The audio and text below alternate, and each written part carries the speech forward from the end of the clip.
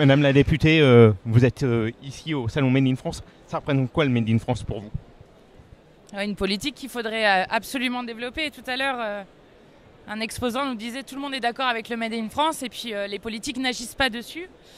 En parlant évidemment de ce qui se fait actuellement au gouvernement. On a une catastrophe énorme au niveau des emplois industriels qui ont baissé, chuté de 2,5 millions depuis 1973. On a une usine délocalisée chaque semaine depuis Sarkozy, Hollande, Macron.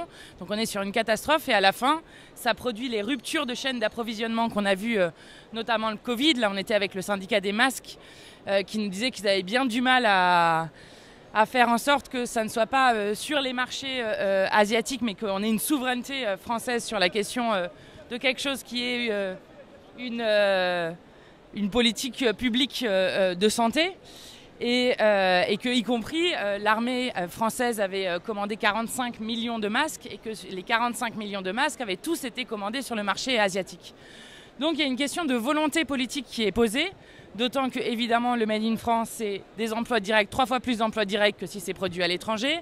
C'est des 3 à 5 fois plus d'emplois induits, c'est 2 fois moins au moins de CO2, donc c'est une politique écologique.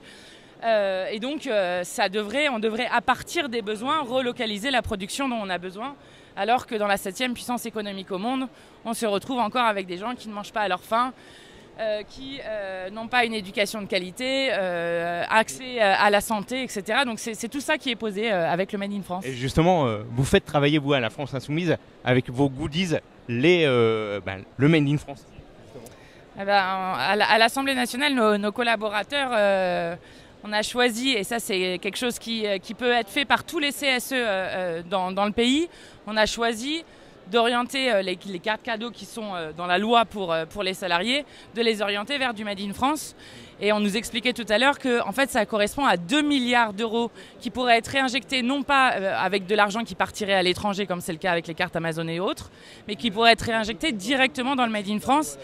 Et donc créer des emplois, parce que quand vous mettez 1 milliard en France sur le Made in France, derrière vous avez 25 000 emplois qui se déploient direct. Et donc c'est des choses qui, évidemment, en termes de consommation populaire, de répondre aux besoins, de relocaliser et de répondre à l'enjeu écologique, sont extrêmement importants.